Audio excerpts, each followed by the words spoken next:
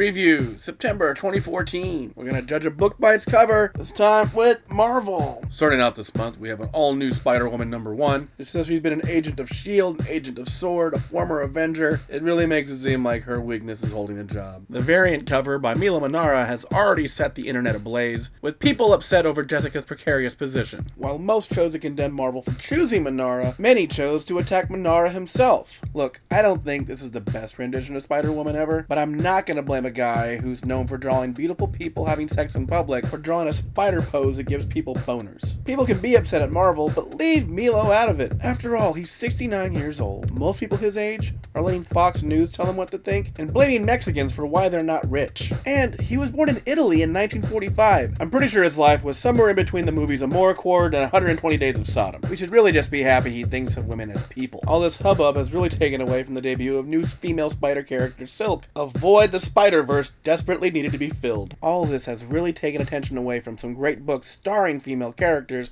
that are actually written by women. I say we put all this anger where it should go. Towards Ghost Rider switching to a car and then choosing to wear a helmet. This month also brings us the aftermath of the death of Wolverine. The new Life After Logan seems to be about people reminiscing about Logan, about what he did best, which as far as I can see was getting his girlfriend killed and putting little girls in danger. Also, is that just how Cyclops cries? Is that what this has always been? It wasn't some head trauma that made him lose control of his powers. He just can't stop crying optic tears of fury. Wolverine and the X-Men manages to still be a book, despite the main character no longer being with us. The ad copy states, the future of the Jean Grey School is altered forever, starting here.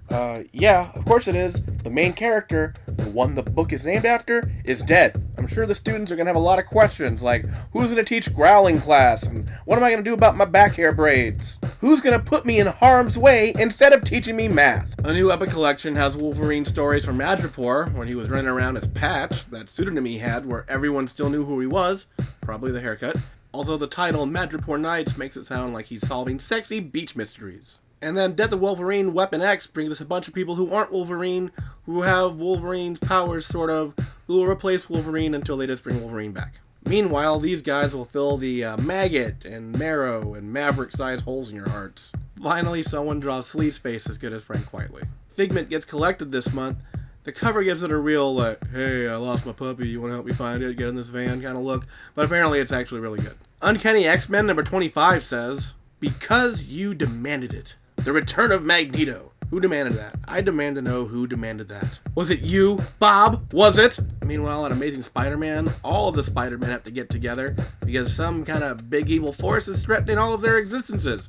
My money is on Sony Pictures. I'm going to cover Captain America #1 in its own spotlight, along with the other big two, Lady Thor and more White Iron Man. That's going to do it for this edition of Book by Its Cover. We'll see you next time.